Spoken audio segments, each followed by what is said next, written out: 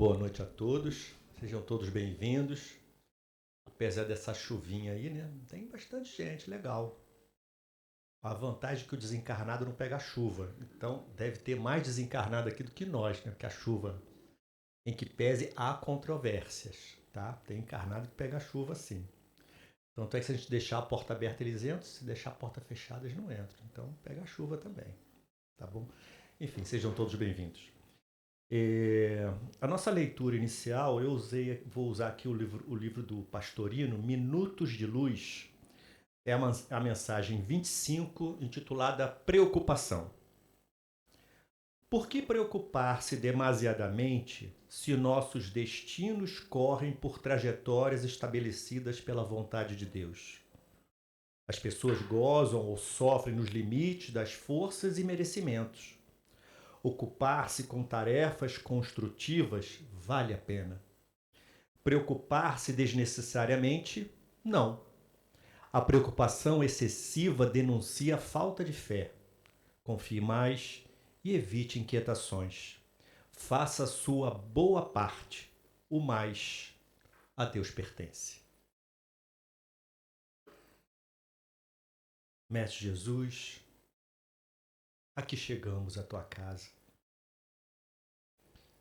Uma casa dedicada a receber aqueles alegres, os tristes, os desamparados, os que sofrem, os que choram e os que riem, mas todos em busca da tua palavra, dos teus ensinamentos.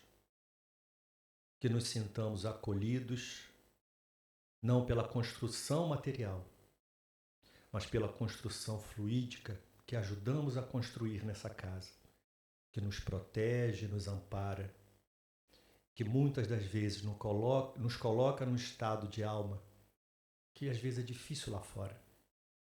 Agradecidos somos ao Espiritismo, agradecidos somos ao Teu Evangelho, Jesus.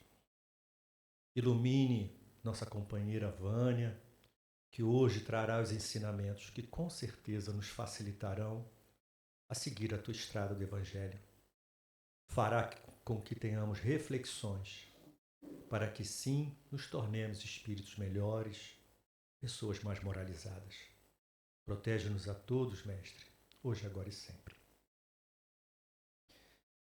Vamos nós, Vânia? Muito obrigado. Então, com vocês, Vânia Flintz, tá bom? Com certeza. Muito obrigado, Vânia. A casa é sua. Obrigada, Antônio. Boa noite. Coisa boa matar saudades. Coisa boa revisitar uma cidade tão querida, tão amada, que me acolheu com tanto carinho quando resolvi fixar minha residência aqui, que me recebe até hoje com tanto carinho, que eu aprendi a amar, uma cidade que eu aprendi a amar. E é muito bom, né? A gente está entre amigos, está entre pessoas que vibram pela gente, a gente precisa das vibrações, né? A gente precisa, mas é um prazer muito grande. É um prazer muito grande para minha alma, uma alegria muito grande para minha alma estar aqui na casa de Deolinda Amorim, estudando, trocando ideias, que a gente não faz palestras, a gente troca ideias, a gente conversa e troca ideias, né? Pensa, repensa, concorda, faz a análise, né? Então, a gente fica muito feliz de poder estar aqui essa noite, conversando com todos nós, conversando com todos vocês, com muito carinho, com muito amor, com muita boa vontade, apesar das nossas imperfeições, né? Mas com muito carinho em nossos corações. Muito obrigada. Vamos pensar um pouquinho?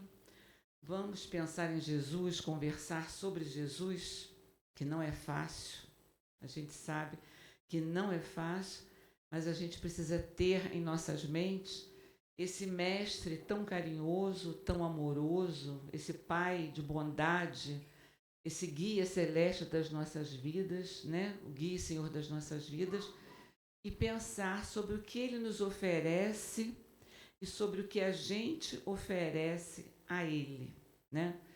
Então vamos analisar um pouquinho a questão do Mestre Jesus enquanto um educador. Ele foi um educador para as nossas almas? ele foi alguém que nos trouxe um caminho, que nos trouxe uma luz, que nos trouxe a mensagem de que o amor é possível, que o amor cobre uma multidão de pecados. Nós tivemos esse mestre. Mas será que a gente, há 2026 anos, estamos tentando, né? Será que a gente conseguiu apreender as suas lições, o seu evangelho? Será que a gente consegue colocar no dia a dia da gente, né? Todas as lições que ele nos deixou de uma forma tão clara, de uma forma tão nítida, mas que a gente, nas nossas imperfeições, a gente ainda pensa assim, não é para mim. Eu ainda não dou conta disso. Eu ainda sou muito imperfeito, eu ainda tenho muito a seguir, não é por aí, eu não consigo fazer isso, né? Então vamos conversar um pouquinho sobre isso. Que imperfeição é essa que a gente tem? Como é que a gente encara isso? Como é que a gente lida com isso, né? Deixando para lá, encarando. Vamos pensar juntos, tá? Porque, como dizia minha mãe, a boca que fala está muito mais próxima do ouvido que precisa ouvir, né? Então, todos nós estamos nesse mesmo barco, nesse mesmo projeto de vida, né? A nossa melhoria enquanto espíritos eternos. Então, vamos começar com uma frase, um texto, um parágrafo de uma mensagem de Antônio de Aquino, que diz assim para a gente. O título da mensagem é Educadores de Espíritos. Então, ele diz assim para a gente. Ouvimos falar da educação como forma adequada para se conduzirem as almas que precisam aprender e estimular-se para o progresso infinito. Os que participam do processo de envolvimento das criaturas no aprendizado são portadores de um mandato divino, embora as grandes dificuldades encontradas no homem de hoje. Então, dois aspectos a gente precisa manter sempre nos nossos focos. Primeiro, de que somos espíritos imortais, de que somos espíritos eternos, que essa não é a nossa primeira encarnação e sinto dizer a alguns que não é a última, né? Nós ainda estaremos presentes nesse planeta por uma série de tempo, por um período de tempo, que tem por objetivo a nossa educação, né? Tem por objetivo a nossa reeducação.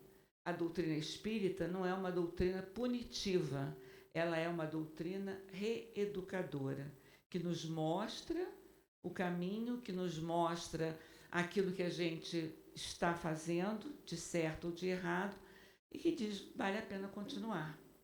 Então essa não é a nossa última reencarnação, nem a primeira, que nós não nascemos no dia que estava marcado na nossa certidão de nascimento, que nós chegamos a bordo desse planeta, nós renascemos nessa data, trazendo todo o nosso histórico de espírito imortal, né? Criados por Deus, não sabemos quando, mas numa condição de simplicidade e de ignorância de conhecimento. Ignorância de conhecimento. E que ao longo das nossas múltiplas existências a gente vai acumulando conhecimentos, a gente vai acumulando ações louváveis, ações possivelmente louváveis, ações mediamente louváveis e ações que não são muito louváveis, mas que temos a oportunidade de reaprender. Então, o que seria o educador? Quem seria o educador? Só aquela pessoa que tem por formação lidar com a educação? Não. Educadores somos todos nós que lidamos com pessoas, que lidamos com seres humanos, quer seja na idade que a gente lide, quer seja a criança que está entrando na vida acadêmica, quer seja o adolescente que está participando dessa vida acadêmica, quer seja o adulto que já está na vida acadêmica e muitas vezes já terminando a vida acadêmica, quer ser aquele aluno que retorna para os bancos da universidade, mas não na condição de formando, na condição de pós-graduado, de doutorado, de mestrado, enfim, lidar com o ser humano é ser educador. lidar com o ser humano em todas as gamas da sociedade é ser educador. E aí a gente foi procurar lá no Google algumas declarações, algumas definições, só para a gente se situar em relação a isso. E uma das definições que a gente foi buscar foi educação. Mas o que é educação? É o ato de transmitir conhecimentos, é o ato de transmitir valores, valores morais. O que é educação? E o Google nos diz assim: é a ação ou efeito de educar, de aperfeiçoar as capacidades intelectuais e morais de alguém. A gente considerando a educação formal. Nós estamos aperfeiçoando conhecimentos, estamos dando conhecimentos novos. E a parte moral? O que seria isso, essa educação moral? Então, é um conjunto de normas e princípios que orientam o comportamento humano, quer seja em sociedade, com o objetivo de promover o bem-estar coletivo. Que esse é o nosso objetivo, é o bem-estar coletivo. Não é o meu bem-estar, não é o bem-estar da minha família, é o bem-estar coletivo. Certo? Essa é a função da educação moral, os valores morais que nós sabemos que precisam ser cultivados e aqueles valores morais que precisam ser ajustados. Eles existem, mas precisam ser ajustados. E ainda procuramos a definição de mestre. O que seria um mestre? Né? Quem seria um mestre? É a pessoa dotada de excepcional saber, competência ou talento em qualquer ciência ou em qualquer arte. Então, aquele que domina um conhecimento de uma forma mais abrangente, de uma forma mais profunda. E o que a gente quer? O que todos nós, espíritos, queremos, espíritos reencarnados, queremos? O que todos nós buscamos? A felicidade. Todos nós queremos ser felizes, né? Nós buscamos a felicidade. Algumas vezes nós colocamos o objetivo da nossa felicidade em pontos diferentes. Às vezes a felicidade, para alguém que não goza de saúde, a felicidade é ter saúde. Para alguém que de repente não tenha aquele patamar material que desejável para ele, de repente ser feliz para ele é ter uma casa X, é ter uma casa Y, é ter o carro de uma certa forma, enfim, é ter a coisa material. Eu vou ser feliz o dia que eu conquistar isso e mais outras coisas. Outras pessoas já consideram a felicidade, coloca a felicidade nos meus familiares. A minha felicidade é eu perceber que os meus filhos são felizes. A minha felicidade é eu perceber que os meus netos são felizes. A minha felicidade é perceber que eu formei uma família, que eu eduquei uma família e que essa família caminha nas trilhas do bem. Então, nós temos objetos diferentes de felicidade. E aí a gente tem umas questões que a gente precisa analisar da gente. Estão errados esses pontos de felicidade? Não, não estão. Não estão errados. A gente tem o direito ao material, a gente tem o direito ao espiritual. Não é errado isso. Não é errado a gente querer conquistar alguma coisa material. Talvez a gente precise ajustar os nossos conceitos desse material. Então, o que eu quero? Eu quero ser feliz. Porque muitas vezes eu tenho isso tudo, eu tenho a conquista material, eu tenho a conquista intelectual, eu tenho uma família estruturada, mas alguma coisa me falta, eu não sei, eu tenho alguma coisa dentro de mim que me diz que eu sinto falta de uma coisa. Então a gente vive em busca dessa felicidade. E essa sempre foi a meta do homem, a busca da felicidade. Desde a época de Jesus até os dias atuais, desde antes de Jesus, sempre foi a busca da felicidade. E a gente vai ajustando isso. Então eu quero, o que a gente deseja? Ser feliz. Para eu ser feliz, eu preciso ter, eu devo ter, eu quero ter uma sociedade que seja mais justa, uma sociedade que seja mais fraterna, uma sociedade que seja amorosa. Que quando essa sociedade, de repente, não desenvolve esses valores, me faltam argumentos para me considerar uma pessoa feliz. Né? Me faltam argumentos para eu perceber que essa sociedade, esse momento que a gente está vivendo, é um momento de embates, um momento de valores que estão se batendo uns com os outros e que muitas vezes isso não torna uma pessoa plena, não torna uma pessoa feliz. Então, o que eu quero? O que eu quero? Eu quero uma sociedade fraterna. Porque se eu tenho uma sociedade fraterna, eu tenho um mundo também mais fraterno. Eu tenho um mundo feliz, eu tenho um mundo mais fraterno, né? E a gente tem lembra de uma música de um roqueiro, eu sou roqueira, eu sou apaixonada por rock, eu sou roqueira, de um roqueiro inglês que todo mundo conhece, John Lennon, tem uma música que ele chama, que ele deu o nome de Imagine, né? Então ele diz assim, trechos da música, ele diz assim pra gente, imagine todas as pessoas felizes, todas as pessoas. Todas essas pessoas vivendo uma vida em paz. Todos. Você pode dizer que eu sou um sonhador. Eu estou imaginando coisas que é irreal, é impossível eu conseguir essas coisas. É irreal. Você pode dizer que eu sou um sonhador, mas eu não sou o único. Eu não sou o único que sonha com um mundo de paz. Eu não sou o único que sonha com um mundo feliz. Né? Eu não sou o único. Espero que algum dia você se junte a nós, a esse grupo que quer esse mundo feliz, e torne esse mundo feliz. E o mundo será um só. É a mensagem que ele passa nos versos da música Imagine. Então nós queremos isso. Nós queremos isso. O alquimista, lá atrás, lá na Idade Média, ele queria ser feliz, mas porque ele queria a posse do ouro. Então ele não passava os seus conceitos para os outros, porque ele iria ser perseguido. Então ele precisava de criar códigos que só os iniciados daquela doutrina poderiam entender. Porque senão ele ia parar na fogueira. Né? Na época da Inquisição ele ia parar na fogueira. Ele estava fazendo alguma coisa contra o pensamento do momento. Então ele queria ser feliz, ele queria a posse do ouro, ele queria o ouro de qualquer jeito, ele queria a pedra fundamental, que ele podia tocar na pedra fundamental e ser imortal, que também é a nossa busca, né? A gente diz assim, não, eu não tenho medo da morte, mas se a doença bate na gente, Senhor, eu quero ver meus filhos crescidos. Senhor, é cedo para mim ir embora, porque eu quero ver meus netos crescerem, eu quero ver meus netos crescerem. Senhor, eu ainda estou jovem, né? Eu ainda estou jovem.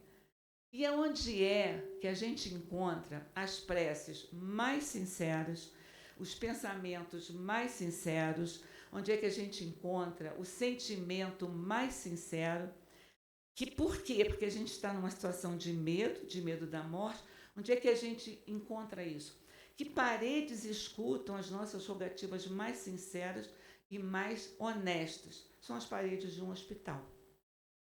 As paredes de um hospital escutam as preces mais ardentes, escutam as preces mais sinceras, porque a gente tem medo, né? De uma certa forma, a gente tem medo dessa morte que eu sei que um dia vai chegar para mim. Uma hora ela vai chegar para mim. Mas quando bate na minha pele, né?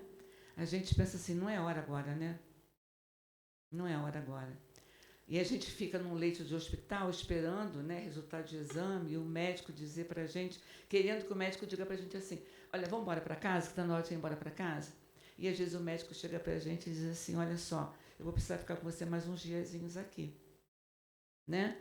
E aí as nossas preces se tornam mais intensas, né? Porque a gente vê um companheiro do lado, tinha uma cama ocupada, de repente aquela cama no dia seguinte está vazia, de repente é a cama da frente que você vê que está ocupada, e no dia seguinte aquela cama está vazia, de repente é a cama da esquerda, olha a minha lateralidade esquerda e direita, né? De repente é a cama da direita que está ocupada e no dia seguinte está vazia, aí vai batendo um medinho na gente.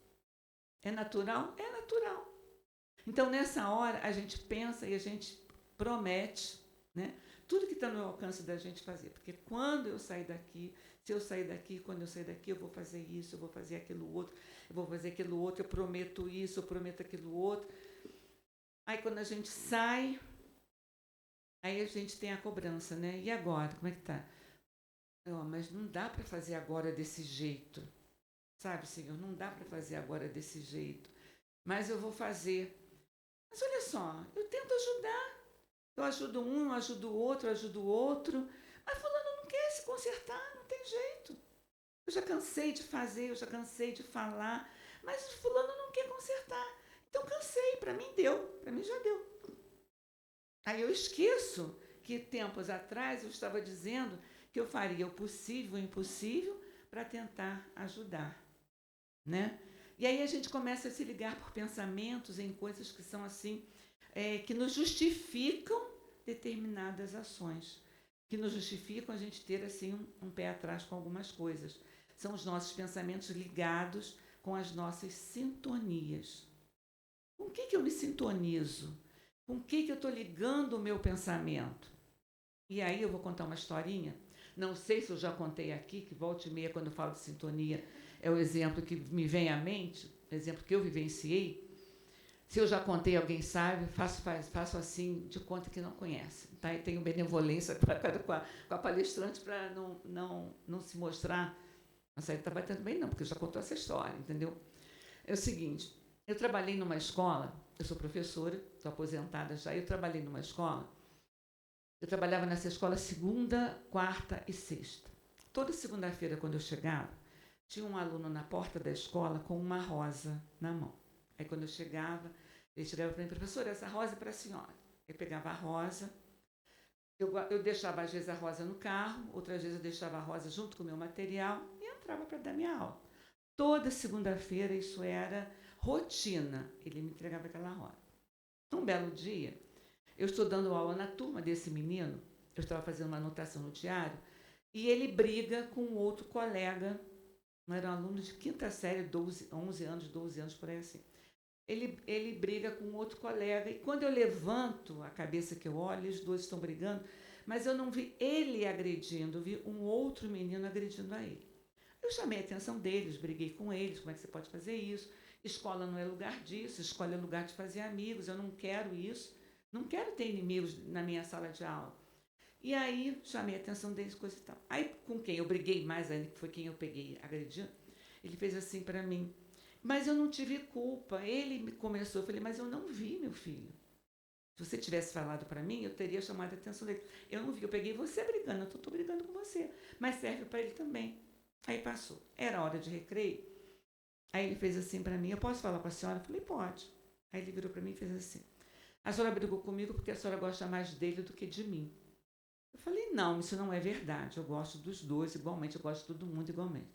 É sim, a senhora gosta mais dele porque ele lhe dá uma rosa toda semana. Eu falei, não, não é verdade. Ele me dá rosa e eu fico feliz que ele me dá rosa. Aí passou. Não é, eu digo, não é, tá? Acabou isso, não é. Acabou, não quero mais esse assunto, acabou. O senhor sabe onde ele pega aquela rosa? Eu falei, não, não quero saber. Ele pega aquela rosa no despacho da rua ali de trás. Ele vai lá, pega a rosa no despacho, ele dá a rosa. Eu falei, mas ele me dá a rosa. Aí esse garoto se encarregou de contar para a história inteira, para a escola inteira, que a rosa que eu recebi era uma rosa que ele pegava no despacho. Né? Aí esse menininho, né, chegou para mim, eu nunca liguei para aquilo, eu nunca liguei. Eu já era espírita nessa época, eu já frequentava a casa espírita, eu nunca liguei. Aí esse menininho um dia chegou para mim e fez assim, professora, eu lhe dou aquela rosa, eu pego aquela rosa que eu lhe dou toda semana, eu pego aquela rosa no despacho, porque eu não posso comprar uma rosa para lhe dar, mas eu te amo. Eu amo você. E aí vem aquela coisa, né? Nessa escola, ninguém mexia no meu material. Aquela rosa junto, às vezes eu botava dentro do meu caderno, no livro, e às vezes largava. Se eu pedisse a alguém, fulano, pega o meu caderno que está lá na secretaria, na sala dos professores. Não, teu material tem rosa de despacho, eu não boto a mão na tua rosa. Não pegava. Ninguém. Eu trabalhava nessa escola de manhã, no subúrbio do Rio de Janeiro, um subúrbio chamado de Bangu Padre Miguel. E trabalhava numa outra escola à tarde, que era na Ilha do Governador. Então, era e era assim, final da Ilha do Governador. Não era ali na entrada, não, era no final da Ilha do Governador. Então, era uma distância muito grande que eu percorria. E eu tinha colegas que trabalhavam ali comigo, que moravam em bairros perto da Avenida Brasil, ao longo da Avenida Brasil, que se ele descesse ali, seria mais fácil ele pegar uma condução. Aí eu dizia, olha, eu estou saindo, vou para a ilha. Alguém quer carona? Não, Não, gente, não quer carona. Aí um dia a direção da escola me chamou, eu estava resolvendo uma coisa com ela, que eu ia sair. Aí eu fiz assim, não, ninguém quer, alguém vai descer contigo? Eu digo, não. Vanessa, sabe por que ninguém pega carona contigo? Eu falei, não, porque você bota a rosa do despacho dentro do teu carro. Eu digo, paciência, você vai de busão. Vai de busão porque não é de carro. A minha mãe, a família da minha mãe, ela é toda católica. Então eu chegava em casa e na minha casa tinha um altarzinho que ela botava lá, tinha Jesus, tinha Nossa Senhora de Fátima e tinha Nossa Senhora das Graças, que eram as santinhas que ela tinha devoção. E às vezes eu chegava em casa, às vezes eu saía daquela escola da ilha, ainda trabalhava em outro lugar, às vezes eu chegava em casa às 9 horas, 10 horas da noite, e aquela rosa que ficou fora da água o dia inteiro, aquela rosa ficava murcha. Aí quando eu chegava em casa, ela dizia assim para mim, que bom que você ganhou uma rosa do seu aluninho, né? Vou botar no meu altarzinho. Ela nunca soube a origem da rosa, porque se ela soubesse, ela não ia deixar eu entrar com a rosa em casa, que ela tinha esses conceitos, né? Aí ela pegava a rosa, incrivelmente, a rosa murcha, ela pegava a rosa, botava lá no altar, fazia a oração dela, a rosa revivia, reflorescia. Por quê? Qual era o objetivo daquela criança quando ele me dava a flor? O objetivo dela não era causar mal para mim, não era transformar o mal. O objetivo pelo qual alguém colocou aquela rosa lá, naquele lugar, não sei. Mas o objetivo do menino que me dava a rosa não era que aquele mal pudesse, se alguém tinha desejado aquele mal, me atingir. O objetivo dele era amor. Era amor. Ele tinha amor com ele, falou, eu te amo. Eu amo você, professora. Eu digo, tudo bem, meu filho, eu agradeço. A senhora quer continuar a receber a rosa? Eu digo, quero, você pode trazer a rosa para mim. Eu quero receber a rosa. Então é um amor. Que muitas vezes esse amor falta para a gente nas decisões que a gente toma. Quando eu estou num leito de hospital, eu prometo para mim que eu vou ajudar fulano, beltrano e ciclano. Por amor. Mas quando eu melhoro, eu já não tenho aquela espada na minha cabeça e eu vou ver o outro, que eu estou tentando ajudar e o outro não melhora, o outro não faz por onde, eu cheguei e paro, acabou, não vou fazer mais, chega. Deu para mim, não vou fazer mais. E Jesus está como? Há quanto tempo? Investindo, insistindo, vendo que a gente está fazendo errado e está investindo, né? Então a gente quer isso, a gente quer ser feliz, mas eu não sei como eu vou fazer isso. Então como é que eu faço isso? Vânia, como é que eu vou fazer isso, né? Como é que eu vou me comportar para poder entender essa mensagem que Jesus quer passar para mim? Porque eu quero ser feliz. Então como é que eu vou fazer? Aí a gente tem aqui umas colinhas de umas mensagens que a gente recebeu da Casa Espírita, que diz assim, o que Jesus trouxe para a gente, o que ele ensinou para a gente? Deus é Pai eterno, bom e amoroso. A gente tem dúvida disso? De que Deus é Pai, de que Deus é eterno, de que Deus é bom e amoroso? Não tem. Que o Espírito tem a vida eterna. A gente tem dúvida disso? Também não. Né? Que o Espírito renasce várias vezes. A gente tem dúvida da reencarnação? Não. Que tendo fé, poderá realizar maravilhas como eu realizei. Se a tua fé for do tamanho de um grão de mostarda, se tu disseres para essa montanha, sai daqui e vai para lá, você vai conseguir. Mas a gente acha que a nossa fé não tem, né? Não chega lá. Que o caminho das conquistas espirituais elevadas é a prática da caridade e o exercício do perdão. BIP, BIP, BIP. A minha amiga ele vai lembrar do BIP, BIP, BIP. Benevolência, indulgência para com todos e perdão das ofensas. A gente conhece esse código? Conhece. A gente realiza, coloca esse código em prática na sua integralidade? Não. Eu vou até a página... Ô, Vânia, você não conhece a minha família. Tá? Você não conhece a minha família. Então, eu vou até a página 1, na metade da página 1, porque você não conhece quem convive comigo. Mas você também não conhece os meus. Né? A grama do vizinho é mais verde do que a minha, porque eu enxergo a grama do vizinho mais verde do que a minha, porque eu não tenho que resolver lá as complicações da grama do vizinho, eu tenho que resolver a minha grama. Eu preciso adubar, eu preciso arejar, eu preciso irrigar para que ela cresça verde. Então, você não conhece a minha grama, mas você conhece a minha. Ah, você não tem o marido que eu tenho, mas será que você conhece o meu? Você não conhece os meus filhos, você conhece os meus? Você não conhece meus irmãos, conheces os meus? Não, né? Hoje à tarde conversávamos sobre isso, né? Das dificuldades de família que todos nós temos. A gente enxerga do outro porque a gente não vive do outro. A gente defende a da gente. Né? A gente defende a da gente. Né? Porque uma outra posição. Antônia, vai ter que horas? 8, né? Uma outra posição. Né? Mas imaginou que a gente desencarnasse hoje, brincadeirinha, tá? Desencarnasse hoje, a gente chegasse lá no plano espiritual, fosse fazer o check-in do plano espiritual. Ô, Vânia, como é que você foi no quesito família? Também já contei isso. No quesito família, como é que você foi? Foi. Com exceção de A, B, C, D, E, F, G e H, foi bem. O M também era complicado. Tá. E no quesito trabalho, como é que você foi? Também com exceção de fulano, beltrano, chicano, coisa e tal, não sei o que lá. Aquele chefe era carne de pescoço. Aquele fulano de lá só estava me espreitando para puxar meu tapete, né? Então, tirando desses, foi tudo bem. Tudo bem, é o que a gente tem. Bom, aí de repente a gente recebe a comunicação lá do Ministério da Reencarnação que a gente vai reencarnar.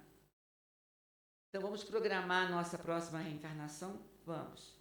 A gente sabe que a gente vai programar tentando consertar aquilo que a gente precisa consertar. Então, muitas vezes, eu não escolho aquilo que eu quero, eu escolho aquilo que eu preciso. Então, vamos tentar. Olha só, família, vamos organizar a família. Você lembra do A, do B, do C, do D, do E, do F, do G, do H? Lembro? Pois é, vão renascer junto com você. Comigo outra vez? Mas eu aturei tudo, eu aguentei tudo, eu suportei tudo. E eu vou ter que voltar a conviver com essas pessoas? Eu vou ter que aguentar isso tudo? Vai. Por quê? Porque você aturou, você não amou. E a lei divina é de amor. Então você vai voltar para você aprender a amar. Aí a gente volta. E por que a gente volta com esses na família? E não volta na casa do vizinho, volta da porta da rua da casa da gente para dentro? Porque ali a gente ama. De qualquer jeito. O filho do vizinho tem os mesmos problemas que o meu tem. Ele é egoísta, o meu é ótimo. Ele é egoísta, ele é malcriado, ele é respondão, ele não carrega desaforo para casa. Ele é terrível. O meu é igual. Mas não digo que ele é egoísta, eu digo que ele é cuidadoso.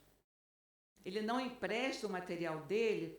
Não é que ele não queira emprestar para o coleguinha, mas ele é cuidadoso, porque vão quebrar. Então, ele não empresta. Fulano respondeu, o meu é... Não. O meu filho é temperamental. Ele tem uma personalidade marcante, uma personalidade forte. Então, por isso ele é assim. Ele não é mal criado. Ele só é marcante. E professor tem uma historinha que conhece bem. Se você tem um aluno que te dá trabalho e você chama a família para conversar, você precisa ter essa parceria com a família, você é um educador, você precisa ter essa parceria com a família, e aí você chama, se você conversa com a mãe, olha, o problema é o meu marido, é o pai, ele é igual, ele herdou, ele é igual, sem tirar nem pôr, ele é igual. A senhora não conhece o pai, assim, não conhece meu sogro, o avô é idêntico. Se você está conversando com o pai, de quem é o problema? Da mãe. E é assim, minha mulher é assim. Minha sogra é assim. Como é que a senhora queria que viesse uma criança diferente se a família toda é assim? Mas aí vem a doutrina espírita, né, e diz assim para a gente, olha só, você não herda características de personalidade. Você herda características físicas. Você herda cor de olho, tipo sanguíneo, fator RH, tipo de cabelo, cor de pele. Você herda uma série de coisas. Mas vaidade, orgulho, prepotência, egoísmo, não, isso não é herdado. Mas como é que estão igual ao meu pai? Por que estão igual ao meu marido? Por que estão igual a não sei o que lá? Afinidade espiritual. Eu não preciso consertar, eu não preciso rever aquilo que eu chamei de aturar e transformar o aturar em amar. Então eu vou ter como pessoas ao meu lado essas pessoas que desafiam a minha capacidade de transformação, de aturar para amar. Então eu tenho isso, porque ali eu vou aturar, ali eu vou aguentar. Ali não tem jeito, ali eu amo. Pode ter todos os defeitos, pode ter tudo, mas eu amo e acabou. Ponto final. E vai você falar mal que o cabelo dele é feio. Vai você falar mal que é diferente. Não vai falar. Não vai falar. Tá? Não vai falar. Está lá na consciência da gente. Aí você diz assim, olha só, mas eu não tenho conhecimento que a lei divina está lá na minha consciência. Está lá na minha consciência. A gente tem. A gente não quer enxergar, mas tem. Porque lembra um outro ensinamento de Jesus? Ama teu Deus acima de todas as coisas e ao próximo como a ti mesmo. Então, está lá na minha consciência. Porque eu não quero para mim aquilo que muitas vezes eu faço para o meu próximo. Então, se eu não quero para mim, eu não vou desejar o meu próximo. Está lá. Santo Agostinho nos diz lá no Livro dos Espíritos. No final do dia, faça avaliação do seu dia. Como é que foi o seu dia? Foi um dia em que as suas atitudes foram atitudes que você gostaria que tivessem para com você? Foi. Então tá bom. Ah, não sei. Então não tá bom. Né? Mas eu não sei o que é consciência. A Vânia não me venha falar. Eu não sei, não quero saber. Não me fala que eu não quero conhecer. Não vou ler minha consciência. Ela vai ficar lá camuflada e a gente vai camuflando. Aí eu digo que Deus é um pedagogo, que o dia que o ministro da Educação desse país descobrir a pedagogia de Deus, não se tem mais problemas educacionais nesse país. Aí o que Deus coloca assim para a gente? Bom, você não quer ver a tua consciência, você não quer ver isso. Então eu vou botar alguma coisa dentro de você que vai te incomodar o que o outro tem. Tá? Aí vai te incomodar o que o outro tem. Então aí a gente tem parentes, amigos, e tem uma coisa que diz assim, nossa, eu adoro a Marisa. Marisa é minha amiga há anos, como a Marinês é minha amiga há anos, minha comadre amiga há anos. Eu adoro, mas olha, tu não conhece da missa metade. Você não sabe esse risinho que tem nos lábios, você não conhece da missa metade. Você não sabe do que ela é capaz. É minha amiga, hein, gente? Pelo amor de Deus, hein? Você não sabe do que ela é capaz. Mas por que incomoda? Por que determinado comportamento da Marisa pode me incomodar barbaramente? Porque eu tenho. Ele está lá dentro de mim, por isso me incomoda. Por isso me incomoda. Eu tenho. Outro exemplo prático. Todo gorducho adora doce. Gosta de doce, comer coisa e tal. Uma vez eu tive uma endocrinologista que falou assim para mim, quando você tiver vontade de lambiscar, você faz o seguinte, Vânia, você cozinha couve-flor na água e sal e bota na geladeira. Quando você tiver vontade de lambiscar, você pega uma couve-flor e come. Eu falei, delícia, né? Meu Deus do céu, eu não sei, eu vou ter que ter coleção de couve-flor na geladeira, porque eu vou comer tudo em um minuto só. Delícia, né? Eu posso ter trocentas couve-flores na geladeira. Vai ficar lá e vai estragar. Agora bota pudim. Bota uma torta alemã, bota banoffee, bota bombom. Eu resisto porque eu tenho que resistir. Eu sou diabética, eu tenho que resistir. Mas é difícil? É. Eu não tenho na minha casa porque eu não sou educada o suficiente de ver e não comer. Então eu não tenho. Educação gera, corta na raiz. Eu não tenho. Então, tu coloca na gente. No livro Caminho, Verdade e Vida, tem uma lição, eu não sei qual é o número, leia o livro todo, aí você vai descobrir a lição, que é chamada de Origem das Tentações, em que Emmanuel traz para a gente o seguinte: a tentação, aquilo que você tem de tentação, você acha que é o outro te tentando, não. É a resposta daquilo que você tem dentro de você. Porque se você não tiver esse respaldo dentro de você, não vai incomodar. Couve-flor não me incomoda. Pudim de leite me atrai. Se eu não tiver dentro de mim, não vai. Mas como é que eu vou saber que eu tenho isso dentro de mim, Vânia? Aí tem um velho ditado que a gente também conhece, que diz assim: um sábio da antiguidade já vô-lo disse, conhece-te a ti mesmo. E como é que eu conheço, como é que eu me conheço? Se analisando com transparência, não botando panos quentes naquilo que eu sou. Então eu tenho que me olhar, eu tenho que olhar para mim, eu tenho que admitir, porque eu também só vou mudar. Como é que eu vou mudar? Né? Eu só vou mudar se eu admitir que eu tenho. Porque se eu não admito que eu não tenho por que mudar. Por que eu vou mudar? Se eu sou uma criatura maravilhosa, se eu sou uma criatura fraterna, se eu sou uma criatura paciente, de vez em quando é que eles ficam com vontade de pegar no pescoço de alguém, mas isso é raro, entendeu? Se eu sou uma criatura paciente, então por que me incomoda determinadas reações? Porque eu tenho. Se eu não tivesse me incomodar, é que nem a couve-flor e o pudim, como eu acabei de falar. Então eu tenho. Então eu tenho que olhar para mim com isenção. Eu sou egoísta? Sou. Não, não sou egoísta. Eu contribuo com a casa espírita, eu dou mantimentos para a cesta básica. Eu não sou egoísta. Arrumando armário, a gente arruma armário, tira aquele monte de roupa.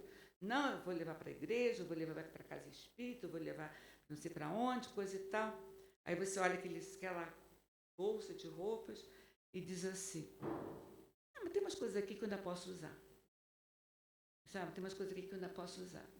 Essa camiseta, quem que não gosta de uma camiseta velha, furada, bem velhinha, para usar? Essa camiseta está furada. Eu gosto tanto dela, sinto muito, mas não vai ser uma camiseta que vai mudar, né, a realidade das pessoas. Essa camiseta volta lá para o meu armário. Eu não sou egoísta. Eu tenho uma toalha, tá, que foi a minha bisavó que bordou, que abriu em uma toalha de linho, que ela bordou e coisa e tal, que ela não sei o que lá. Eu não uso a toalha, porque eu sou cuidadosa, tenho medo de rasgar. Eu não uso aquela toalha para nada, para não manchar. Mas eu também não dou a toalha para ninguém. Eu tenho uma toalha de banho que eu não gosto porque ela é áspera, porque ela me espeta. Eu posso dar para alguém, né? Tem alguém pedindo que não tem toalha para se enxugar. Ah, mas eu estou precisando de pano de chão. Então essa minha toalha vai virar um pano de chão. O que é isso? Egoísmo. Não é egoísmo. Né? A pandemia nos ensinou isso. A pandemia nos ensinou isso. Quantas coisas nós perdemos porque nós não utilizamos a pandemia? Hoje também conversávamos sobre isso, ainda há pouco. Né? A gente deixa um sapato lá guardado, a gente não usa, não doa o sapato, mas quando coloca o sapato tchum, se abre todinho. Entendeu? Mas está tão novo. Eu vou dar isso para alguém. Isso eu tenho certeza que eu já contei aqui. Na Casa Espírita, há muitos anos, o Altivo, que foi nosso presidente fundador, né, ainda estava encarnado, tinha bazar que as pessoas levavam, coisa e tal, não sei o que lá. E teve uma pessoa que levou um casaco, que ela fez numa das viagens internacionais, levou o casaco para doar e coisa e tal, e levou o casaco e doou lá para o Leão Denis. Tudo bem. Aí, a gente tem um trabalho de assistir com pessoas de rua, né, assistidos de rua, e estava uma noite fria, estava chovendo, estava frio. E o grupo que ia sair, né, para atender essas pessoas de rua, levou casaco, cobertor, etc. e tal, e pegou aquele casaco e levou e doou o casaco para alguém lá. A pessoa que tinha doado o casaco passa por um determinado, perto da Casa Espírita, passa ali pelo lugar, e vê o casaco internacional que ela tinha comprado e que ela tinha doado, para casa vender, para arrecadar fundos para casa. Chegou lá, sim, calma, bem orientada, bem equilibrada. Mas, Altivo, o que é isso? Que absurdo! É aquele casaco que eu doei para vender aí, para poder juntar dinheiro, para pagar as coisas que a gente precisa. Vão me doar para um assistido de rua? Aquele casaco eu trouxe de tal lugar assim, assim, uma viagem que eu fiz. Aí ele fez assim, você doou. Ele fez assim, calma, minha amiga, fica tranquila. Você doou o casaco. E nós doamos o casaco para quem tinha frio. Eu sou egoísta? A camisinha furada, aquela camisa furada, aquela camiseta furada, tá? Quando eu não quero dar, porque ela é tão gostosa. Eu não sou egoísta? Eu não tenho egoísmo dentro de mim? Eu posso ver o que o outro precisa, mas eu não vou dar porque não cuida. Não vou dar roupa para ela porque não cuida, vai destruir, coisa e tal. O que ele está precisando? Da roupa. O destino que ela vai dar a roupa é problema de quem recebeu. Não sou egoísta? Eu sou egoísta. E aí, esse espírito, Francisco Nicolau, traz umas reflexões aqui para a gente que diz assim. Ele começa dizendo assim, muitos estudiosos, que o trecho que abre a mensagem é um trecho de Mateus que diz assim, aqueles que dizem Senhor, Senhor, não entrarão no reino dos céus. No reino dos céus. Entrará apenas aquele que fez a vontade de meu Pai que está nos céus. Muitos dirão nesse dia, Senhor, Senhor, não profetizamos em teu nome? E então lhes direi bem alto, afastai-vos de mim, vós que fazeis obras de iniquidade. Né? É uma anotação de Mateus, capítulo 7, versículos de 21 a 23. Ele diz assim, muitos estudiosos do Evangelho do Cristo passam os olhos superficialmente sobre esses textos apavorados com esse texto. Eu não vou entrar no reino dos céus, apavorados, com a severidade das palavras de Jesus. Sem prestarmos atenção, o trecho apresentado é um alerta de Jesus para que o trabalhador do bem não se engane achando que ao realizar os trabalhos do bem que lhes dizem respeito, terão a paz de consciência na vida espiritual simbolizada como o reino dos céus. O simples ato de eu fazer o trabalho não me dá, né, a garantia que eu estou alcançando o reino dos céus. Não é só a tarefa, né? Aí ele continua. Claro que todo trabalho traz mérito. Claro é que nenhum trabalhador do bem ficará sem desamparo no plano espiritual. Não fica. Até os nossos irmãos equivocados que cometem atos nada louváveis também são filhos de Deus como nós somos, eles são amparados como nós somos. Aquele que pede o nosso bem material emprestado por tempo ilimitado também é filho de Deus, também é amparado por Deus. E também merece ter o amparo divino. Senão esse Deus não seria um Deus justo. Não seria um pai de bondade, não seria um Deus justo. Eu vou proteger esse e esse outro não, porque ele tem atos que não são louváveis, mas ele também é filho de Deus, né? Então, mas a paz no coração somente existirá se junto a isto as virtudes cristãs realmente começarem a ser depositadas dentro do trabalhador, dentro do servidor do Cristo. Então é claro que o trabalho no bem é bom a gente fazer isso, é bom para nós. Nós nos sentimos bem quando realizamos uma ação do bem, mas a gente precisa ter essa ação realizada com um sentimento, não é da boca para fora, não é querendo fazer propaganda daquilo que eu dou. Eu dou uma porção de coisa para a Casa Espírita, mas deixa eu fazer uma selfie aqui para mostrar, olha que eu estou doando um material muito grande. Não é esse bem que Jesus fala para a gente, é o bem da alma, é o bem do sentimento, é o bem do coração. E aí ele diz assim,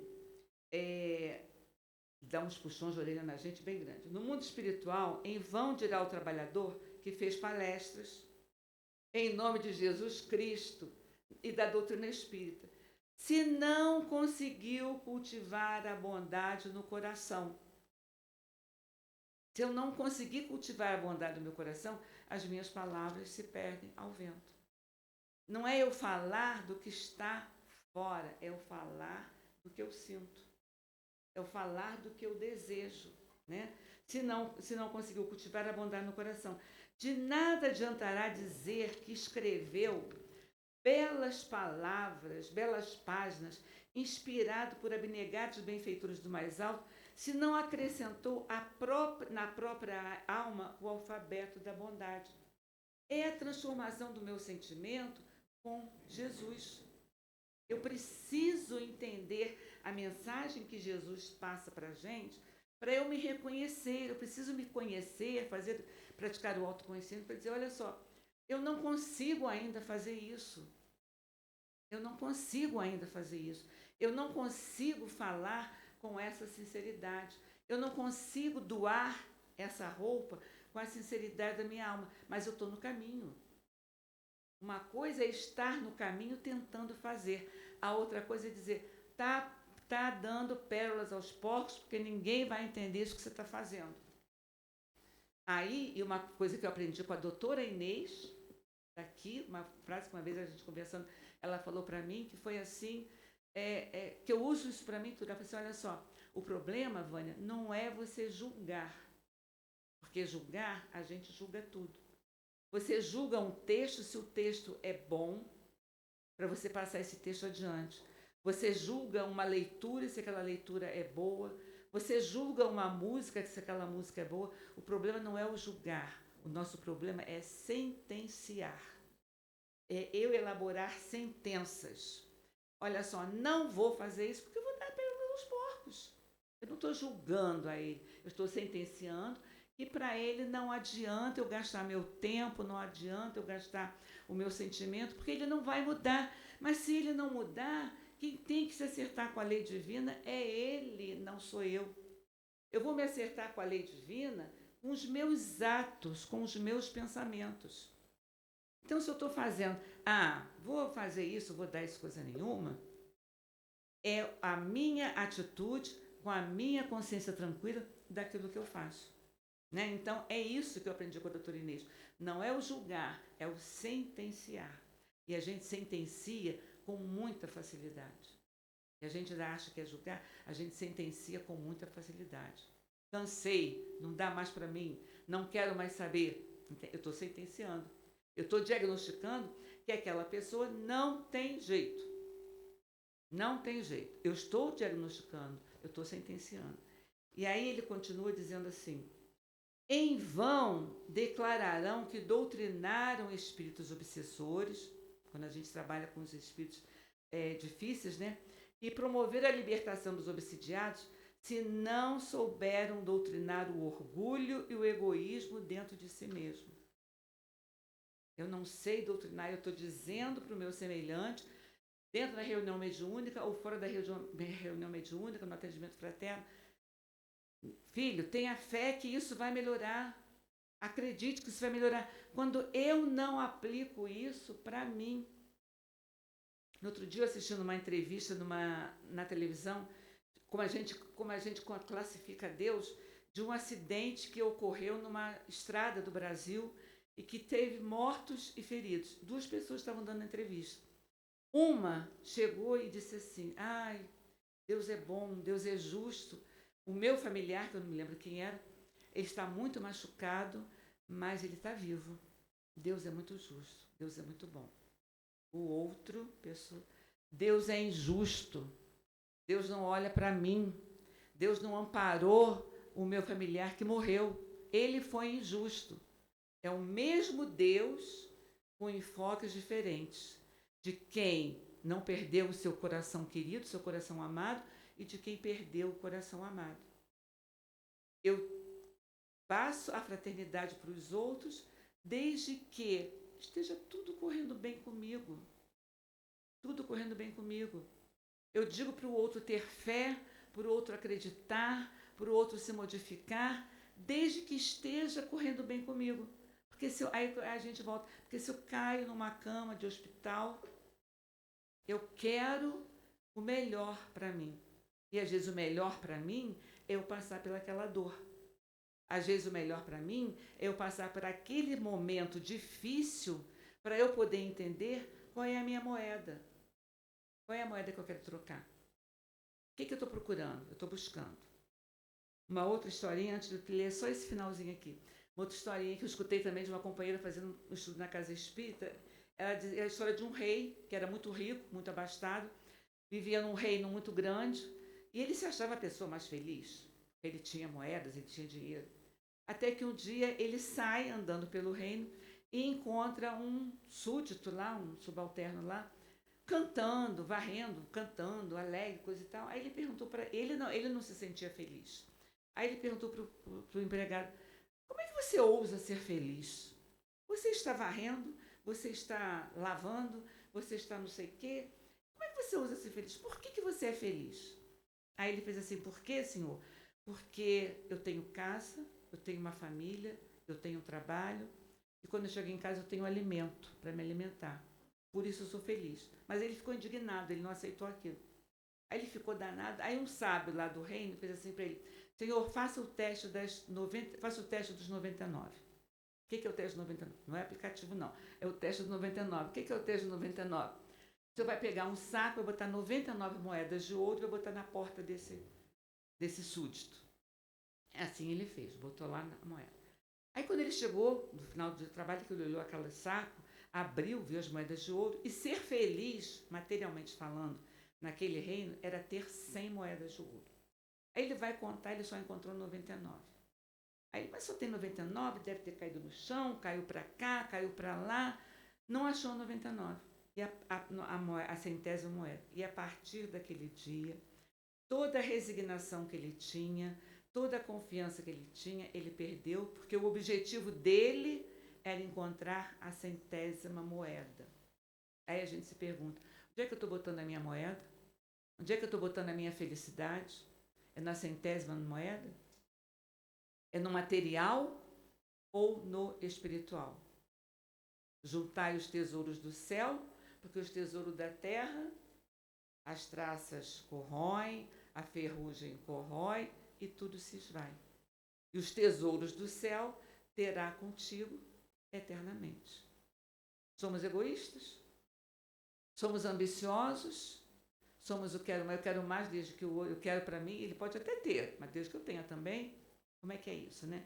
E aí Francisco Nicolau termina assim, dizendo assim para a gente: dirá o Senhor presente na consciência de cada um, na consciência, nessa consciência que a gente às vezes camufla, na consciência de cada um: afastai-vos de mim, vós que sois minhas ovelhas, e mesmo não tendo cuidado com vós mesmos, como vasos escolhidos para servir de exemplo real da ação do meu evangelho, eu vos digo, quer dizer, eu fiz tudo errado. Eu fiz tudo errado. Eu não consegui ajudar o próximo, eu sentenciei, eu fiz tudo errado, tudo errado. Ele diz assim para mim: tendo cuidado de vós, mesmo como vasos escolhidos para servir de exemplo real da ação do meu evangelho, eu vos digo: recomeçai, recomeçai, arai novamente a terra dos vossos corações. Sofrei a ação do arado que lhes possibilitará uma nova chance. A reencarnação não é uma nova chance que o espírito tem de recomeçar? Mas antes de imaginar na reencarnação, que está muito distante da gente, vamos pensar no dia seguinte. Cada dia que amanhece, nós estamos recebendo 24 horas de oportunidade para rever esse nosso comportamento, modificar esse comportamento mediante os ensinos de Jesus, aquilo que Jesus nos trouxe, e tentar modificar. É uma esperança.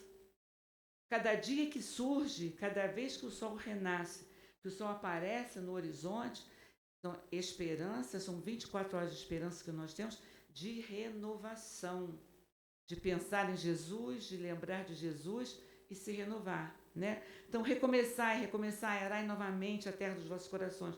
Sofrei a ação do arado que lhes possibilitará nova chance e arrependei-vos para que a vontade de acertar seja mais forte que a atração do erro. Fiz errado, eu conheço tudo, fiz tudo errado, mas eu tenho outra oportunidade de fazer, mas eu preciso reconhecer que eu fiz errado. Eu não posso me enganar achando que eu fiz certo. Eu preciso reconhecer que eu fiz errado para poder mudar. Eu preciso fazer o autoconhecimento para eu poder mudar. Tá? Mais tarde voltareis à terra para mais uma vez lembrar-vos de que mais bem aquinhoados das riquezas celestes são os que mais serviram, porque não se preocuparam com os olhares dos homens que viam suas obras, mas serviram porque estavam iluminando o próprio coração. Então, todo o trabalho, lembremos sempre disso, todo o trabalho que a gente faz no bem, todo o bem que a gente faz, que a gente ajuda, que a gente trabalha ajudando o outro, está fazendo bem ao nosso coração. É o terreno que nós estamos cultivando. Esse é o nosso terreno maior. É preparar esse terreno para essa semeadura. É o terreno fértil que Jesus fala para a gente na parábola do semeador. É esse terreno fértil onde ele jogou as sementes e as sementes brotaram. Então, esse terreno fértil é o nosso coração que a gente precisa arar como o semeador arou para que ele pudesse nos dar. E ele diz assim: trabalhemos o nosso eu para que possamos igualmente nos expressar como o apóstolo Paulo ao contato com Jesus, se despojando de todo egoísmo e vaidade de doutor da lei, e disse: Senhor, o que queres que eu faça? Senhor, o que queres que eu faça? Façamos as obras com Jesus e por Jesus, e que este mesmo Jesus nos abençoe hoje e sempre.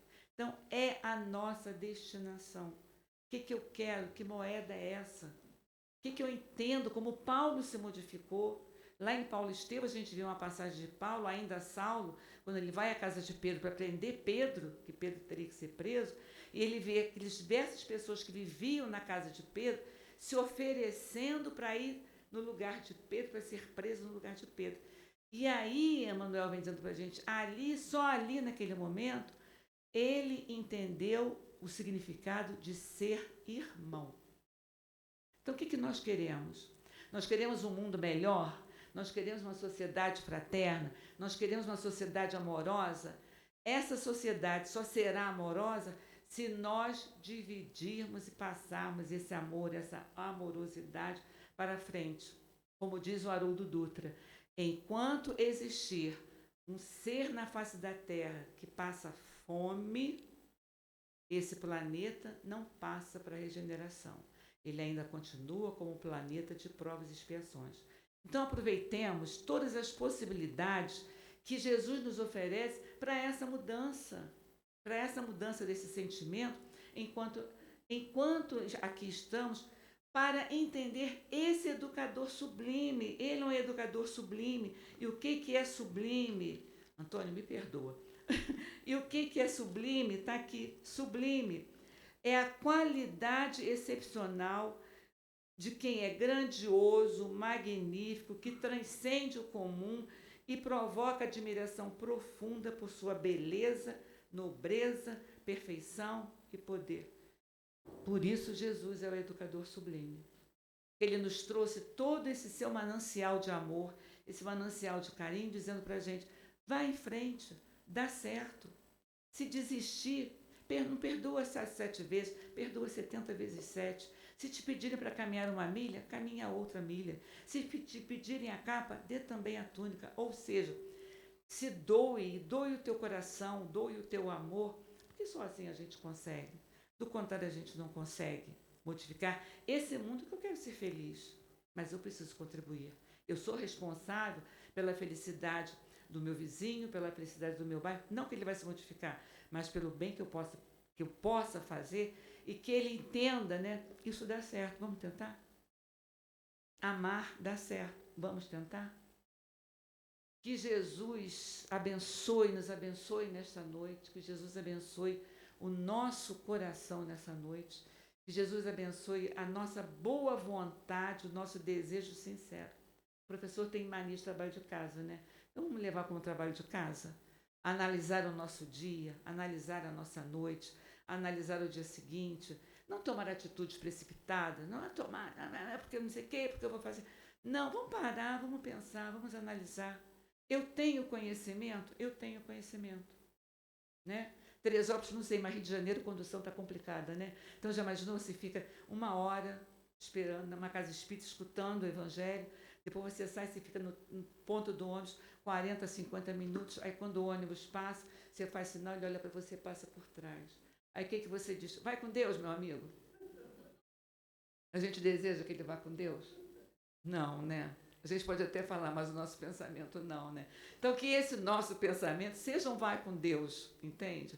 Seja um vai com Deus, que ele vai com segurança, que ele transporta todo mundo com segurança. Então, é essa mudança. Agora, a gente precisa se olhar, a gente precisa se conhecer e dizer assim, olha só, eu sou assim. Eu gosto de ser assim? Não. Não consigo mudar muito, mas eu posso tentar mudar a cada dia que seja. Então, que Jesus abençoe os nossos corações. Muito obrigado, como eu sempre digo, muito obrigado pela paciência do ouvir, porque ouvir é uma arte, né? Nem todos são prontos para ouvir. Que Jesus abençoe a todos nós o esforço de sermos pessoas melhores. O esforço de calar, o esforço de pensar duas vezes para sermos pessoas melhores, para ajudar esse mundo que precisa ser melhor.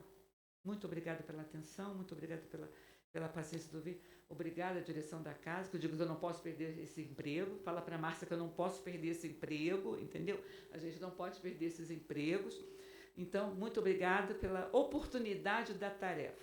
Né? Muito obrigada pela oportunidade da tarefa. Fiquem com Deus, que Deus conduza a todos nós da melhor maneira possível. Ele conduz. A gente que não consegue entender a linguagem dele. Beijaço em cada coração, cheio de amor por vocês.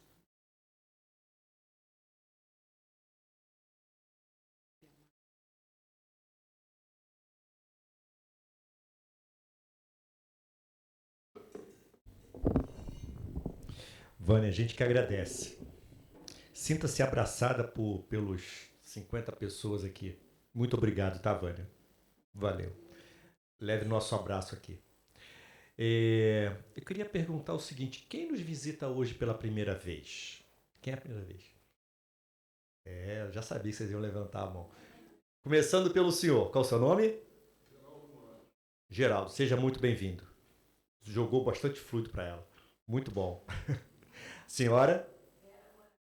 Vera Moraes, também seja muito bem-vinda, tá bom? Você? Lucimar, também seja bem-vinda. Senhora? Fátima, seja bem-vinda. Maria Helena, também muito bem-vinda. E Débora. Tu veio com uma tropa do bem. Você veio do bem, uma tropa do bem. Tá bom, veio doar fluido pra gente também. Você trouxe fluido pra gente aqui. Tá bom, muito bom. Mais alguém? Qual o seu nome? Oi? Lucas, seja bem-vindo, tá bom? Gostou? Gostou? Venha mais vezes. Tem os jovens aqui em cima, então tem um espaço aqui só para vocês aqui, tá bom? Vamos lá para os nossos avisos. Tem alguns avisos hoje bem importantes, tá, gente?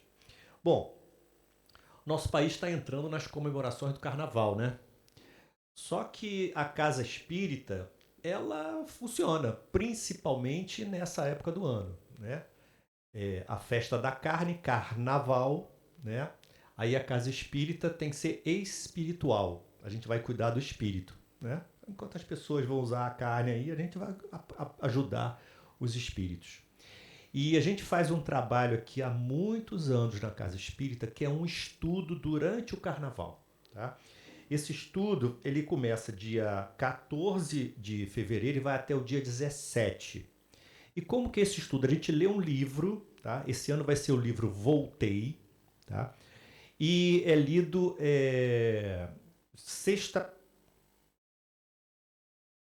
sábado, a partir das 15, de 15 às 17. Mas aí, nos demais dias, que é domingo, segunda, terça, só. Quarta não, né? Vai de 9 ao meio-dia e depois de 15 às 17. E, Antônio, eu não posso vir em todos os horários. Não tem problema. Você pode pegar o livro em casa, dar uma lida, entendeu? E vem no horário que você puder. Por que tem esse intervalo de meio-dia até as 15 horas? Para que as pessoas possam ir em casa, fazer o seu almoço, descansar e vem para a Casa Espírita, né? Tranquilo, porque é um estudo para ajudar a psicosfera da nossa cidade, nessa época em que às vezes algumas pessoas exageram não só nos comes e bebes, mas também nas atitudes. E muitas das vezes se arrependem. Então a gente tem que fazer uma sustentação nessa casa espírita e em outras casas espíritas também tem esse trabalho, tá? Que ajuda, na realidade ajuda a nós e a vários companheiros nossos aí, tá? Inclusive até alguns espíritos. A gente não pode lembrar que muitas das vezes atrás de um folião vem um bloco de espíritos. Então tem que tomar cuidado com isso. Então a gente está aqui justamente para dar esse suporte à espiritualidade, né? E as pessoas, né? Na verdade a gente acaba ajudando todo mundo. E aí, por conta dessa atividade extra, na segunda-feira nós não teremos as pérolas, que é uma reunião que acontece toda segunda-feira de manhã. Por que não vai ter a reunião das pérolas? Porque vai ter o estudo, tá certo? Porém, todas as outras reuniões públicas funcionarão. Então, sábado de carnaval, estarei aqui esperando vocês, normalmente, se Deus quiser. Tá bom? Domingo a casa não abre. Aí vocês curtem a família de vocês. Domingo? Ah, não, domingo tá certo. Domingo tem um estudo. Domingo tem um estudo, obrigado. Domingo tem um estudo, mas assim, mas não tem reunião pública, né? Então, ou seja, todas as reuniões públicas, com exceção das pérolas do codificador, na segunda de manhã cedo, tá? Funcionarão normalmente, tá? E o outro aviso tem um pouco a ver com o que a Vânia falou aqui de ajudar o outro. Hoje de manhã eu fui lá num prédio que a gente tem ali no bairro de Pimentel, que é onde a gente concentra uma boa parte das nossas atividades de assistência social. Aqui na segunda-feira também nós temos, tá? Mas no Pimentel acontece às terças e sábado. E no sábado, especificamente, a gente atende jovens, crianças e jovens. E hoje eu fui participar da reunião de planejamento, né? Pimentel estava cheio ali, a escolinha do tio Otto, né? Inclusive mudou de nome, tá, Vânia? Você de repente, agora é a escolinha do tio Otto. Grupo tio Otto, mudou, né? Mais escolinha do Pimentel, tio Otto agora. E aí eu fui conhecer, eu quero conhecer como é que esse povo planeja. Gente, parecia um formigueiro. Gente, e tinham duas atividades ao mesmo tempo, né? E aquela coisa interessante. Vocês tinham que ver a felicidade do povo em preparar a escolinha do tio Otto para começar a ajudar depois do carnaval, não é? Que volta depois do carnaval. E aquilo que você falou, Vânia, porque você tem que ir com amor, não por obrigação. É muito legal você ver pessoas ali fazendo um trabalho que não é fácil. Sábado de manhã, gente, poxa, estou cansado, vou levantar, vou 8 horas da manhã para lá, fazendo com satisfação. E aí vai o meu terceiro aviso, o meu convite. Por que vocês, algumas pessoas aqui, não vão experimentar essa satisfação? Pelo menos experimentar. Conhecer essas pessoas que sentem alegria em ajudar o outro. É muito legal, gente, muito legal.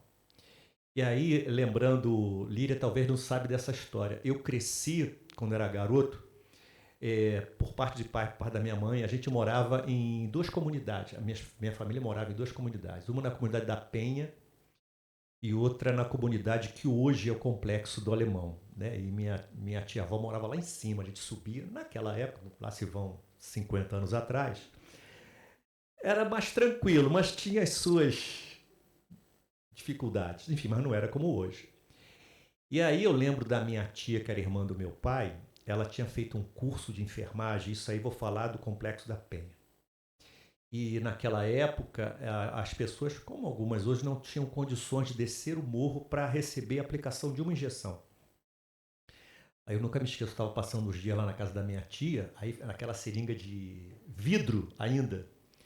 Eu falei, tia, onde é que a senhora vai, tia? Ah, eu vou aplicar a injeção numa senhora lá em cima no morro, né? Aí a minha tia ia lá, esterilizava, né, na seringa, pegava, subia, e eu, numa dessas vezes, eu fui com a minha tia, né? Aquele pequenininho subindo o morro, não tinha a densidade populacional que é hoje, e eu conheci o que era uma moradia simples, tá? E esse era o trabalho da minha tia. Uma vez por semana, ela subia o morro para aplicar uma injeção numa senhora. Então, assim, e fazia com satisfação. Hoje eu estava no Pimentel, eu estava lembrando disso, Líria, né? Como é que o nosso passado volta ao nosso presente e de uma forma boa, né? Que poderia ter uma lembrança assim triste. Não é, eu tenho uma lembrança boa do que é você no teu limite, naquilo que minha tia podia fazer. Ela foi proporcionar ao outro. Poxa, mas foi aplicar uma injeção? Poxa, isso é bom? É, porque ela precisava da medicação. Se não fosse a minha tia, ela não teria medicação. Entendeu? Então, gente, o convite que eu faço para vocês é: vão conhecer pessoas que sentem prazer em servir, em ajudar as crianças. É muito legal. Então, é o convite que eu faço.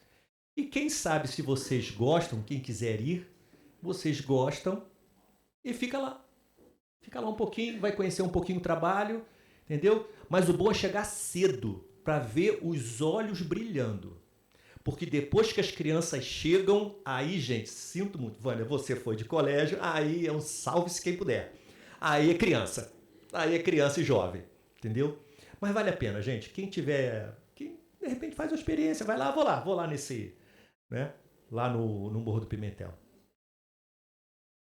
Isso. Porque lá, assim, gente, é comunidade, então é tudo estreitinho, né? Não, enfim, é só combinar, pode combinar com a Líria, pode combinar com a Marcela, que a Marcela também é lá do Pimentel, entendeu? Tem ali o Moreno, tem um monte de gente aqui que estava lá hoje e sabe. Tô mentindo? Tô mentindo, Líria? Então tá bom. Então, que bom. Bom, a gente vai dar prosseguimento aos nossos trabalhos agora, fazendo o quê? Vai ter o passe, o Carlos Alberto vai dirigir o nosso passe hoje. Então, quem desejar, é só ficar no lugar ou então vai chegando ali para aquele cantinho que o nosso companheiro Jorge vai chamando as pessoas para a sala de passe, tá? E eu queria convidar nossa amiga Marcela para fazer a prece final, tá bom? Então, meus amigos, muito obrigado por ter vindo à Casa da Cultura Espírita de Olinda Morim. Fiquemos todos com Deus.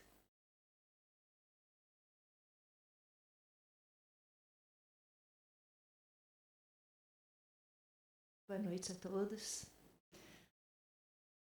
Vamos fechar nossos olhos, acalmar nossos pensamentos, abrir nossos corações e nos sintonizar com a espiritualidade amiga que está aqui nos acompanhando e nos acolhendo. Obrigada, Senhor. Obrigada, amigos.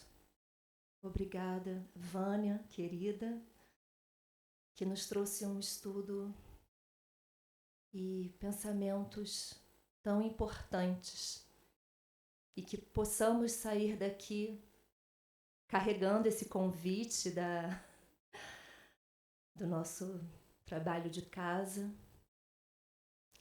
que possamos ter nosso pensamento, nosso coração voltado para as boas atitudes, que possamos estar sempre atentos e prontos para a atividade do bem, do compartilhar, sempre aprendendo, trocando e podendo ser caminho para aqueles que sofrem, para aqueles que possam estar no nosso caminho precisando de ajuda, porque a cura do outro é também a nossa cura. Obrigada por tudo, Senhor, e que nós possamos sempre nos lembrar de estar pelo e com o Senhor, assim como o Senhor sempre esteve com a gente e sempre está. Que assim seja.